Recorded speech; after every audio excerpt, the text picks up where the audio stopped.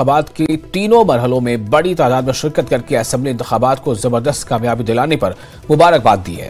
उन्होंने police, paramilitary forces, election commission of India और साथ इंतजामिया, वजीर आजम, वजीर दाखिला और LG मनोज सिन्हा का भी शुक्रिया अदा किया।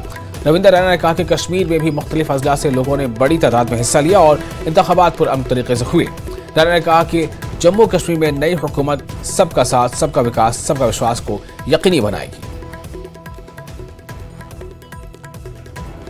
चीफ मिनिस्टर कौन होगा, कौन नहीं होगा, ये इतना महत्वपूर्ण नहीं होता है।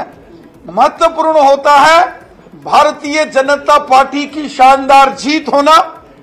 भारतीय जनता पार्टी का जो मिशन है, सबका साथ, सबका विकास, सबका विश्वास, उसकी जीत, जम्मू कश्मीर में अमन, शांति, भाईचारे और खुशहाली की जीत, जिसके लिए भारतीय जनता पार्टी प्रतिबद्ध है, भारतीय जनता पार्टी कमिटेड है।